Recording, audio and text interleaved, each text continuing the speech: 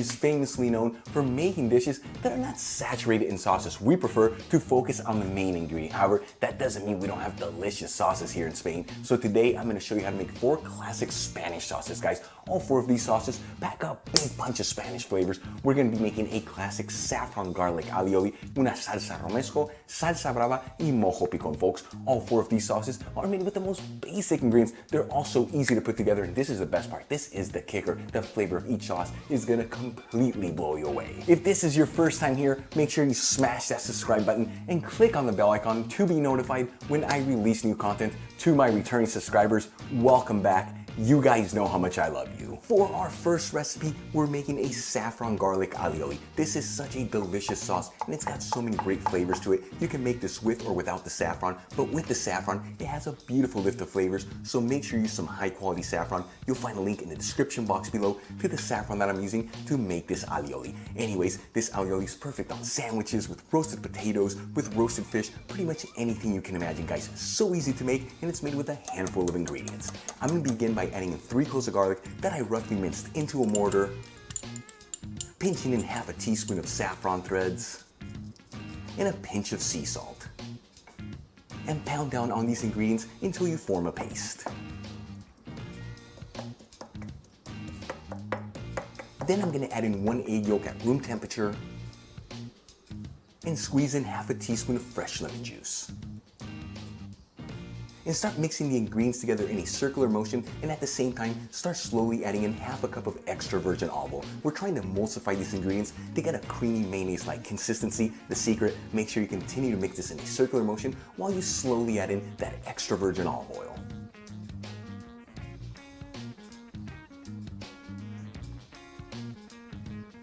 Once you've added in the extra virgin olive oil and you end up with a thick mayonnaise-like consistency, the saffron garlic aioli is done, guys. Look how beautiful this looks and how easy it was to make, but the best part here was made with a handful of ingredients and it came together in under 15 minutes. Again, this is perfect on sandwiches, with roasted potatoes, with roasted fish, with chicken, pretty much anything you can imagine. It's gonna give it an incredible lift of flavors. So easy to make, absolutely delicious. For our second recipe, we are making salsa romesco. This is one of the most delicious sauces ever, and it hails from the region of Catalan, made with very basic ingredients, but when you combine them together, it truly is an explosion of flavors. I'm going to begin by adding in 2 tomatoes into a baking tray that's lined with foil paper, along with 2 large cloves of garlic, and 2 slices of baguette bread. And make sure you cut an X on top of the tomatoes and a slit on the garlics. That way, once they're roasted, you can easily peel them.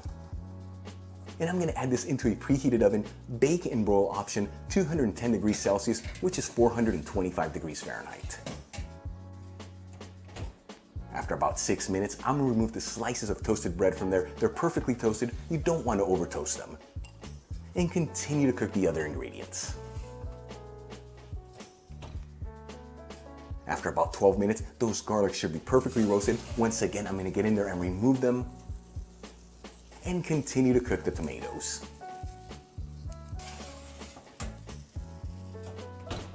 After a total cooking time of 30 minutes, those tomatoes should be perfectly cooked. I'm going to remove them from the heat and set them aside. While our tomatoes are cooling off, I'm going to grab a small fry pan, heat it with a medium heat, and add in 8 raw hazelnuts and 8 raw blanched almonds.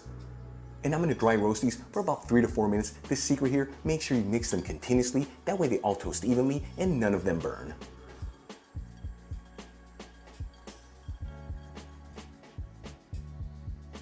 Once the tomatoes are cool enough to handle, I'm going to remove the skins from them. Check this out, guys. By cutting that X on top before we cook them, look how easily you can remove that skin. All right, let's start making our salsa romesco. I'm going to add in the 2 peeled tomatoes into a food processor, the 2 roasted garlics, the 2 pieces of bread that we toasted, our toasted hazelnuts and almonds, 1 large clove of garlic that I cut into pieces, 2 jarred roasted red bell peppers, half a teaspoon of red wine vinegar, and a generous 2 tablespoons of extra virgin olive oil. I'm going to season it generously with sea salt and a little freshly cracked black pepper. And I'm gonna run the food processor on a low speed between 2 to 3 minutes until all these ingredients are perfectly combined.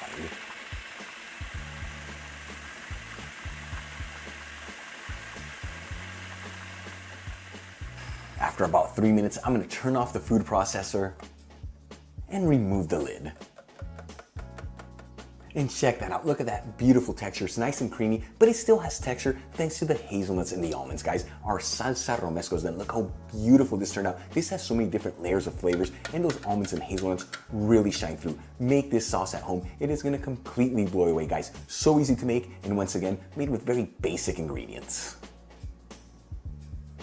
Moving on to our third recipe, we're making the classic salsa brava. This is the sauce that they pour over potatoes here in Spain when they serve patatas bravas. It has such a beautiful flavor. It's made with the most basic ingredients, and it's got a nice kick of heat thanks to the hot smoked Spanish paprika.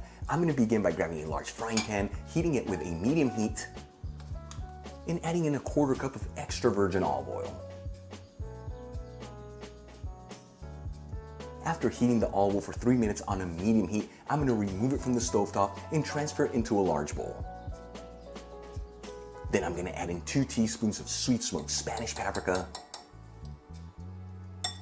1 teaspoon of hot smoked Spanish paprika, and 1 tablespoon of cornstarch. And I'm going to whisk all these ingredients together until they're perfectly combined and there's no clumps in there.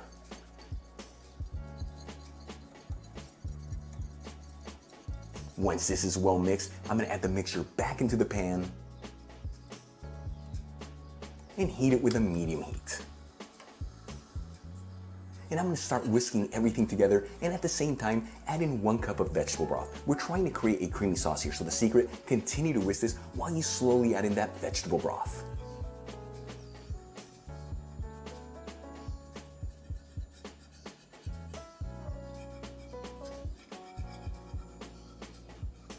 Once you've incorporated all the vegetable broth into the sauce, I'm going to add in 1/2 teaspoon of white wine vinegar and 1/2 teaspoon of sea salt.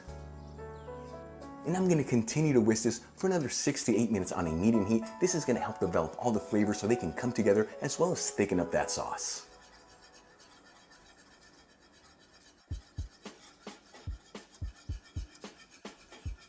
After whisking this for about 8 minutes, I'm gonna turn off the heat and I'm gonna let the sauce sit here at room temperature for about 5 to 10 minutes. This is what's gonna really help thicken up that sauce.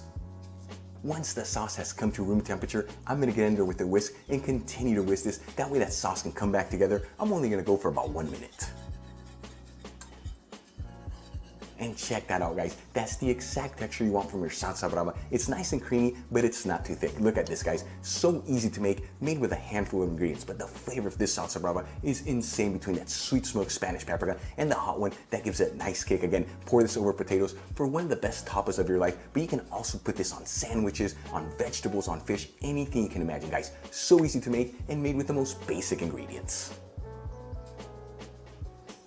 For our 4th and final Spanish sauce recipe, we saved one of the best ones for last. We are making Mojo picon. This is such a delicious sauce, and it's made with the most basic ingredients, but the flavors will completely blow away between the sweet smoked Spanish paprika and the cumin. It's an absolute explosion of flavors. I'm gonna begin by adding in 2 pieces of baguette bread into a baking tray that's lined with foil paper, and 2 large cloves of garlic. And again, make sure you cut a slit on the garlics. That way, once they're roasted, you can easily remove them from the skin. And I'm gonna add this into a preheated oven, bake and broil option, 210 degrees Celsius, which is 425 degrees Fahrenheit. After about 6 minutes, I'm gonna get in there and remove the pieces of baguette bread. They're nice and toasted, you don't wanna over toast them. And continue to cook the garlics. After a total cooking time of 12 minutes, those garlics should be perfectly roasted. I'm gonna take them out of the oven and set them aside. All right, let's start making our Mojo picon sauce. I'm gonna add in 4 jarred roasted red bell peppers into a food processor,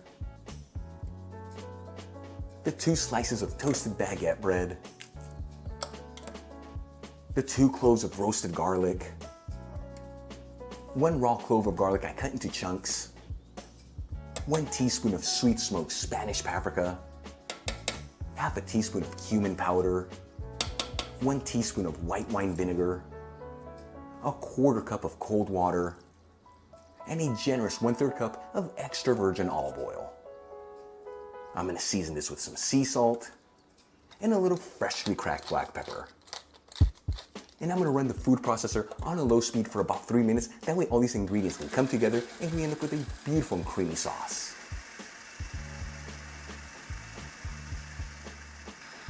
After 3 minutes, I'm gonna turn off the food processor and remove the lid. And check it out, look at that beautiful creamy texture. Our Mojo picon sauce is done. Seriously guys, how easy was it to put this together? And again, made with the most basic ingredients. But when you combine that sweet smoked Spanish pepper with that cumin, it truly is an explosion of flavors. Again, put this on potatoes, dip bread into it, virtually anything you can imagine. This will become one of your favorite sauces ever.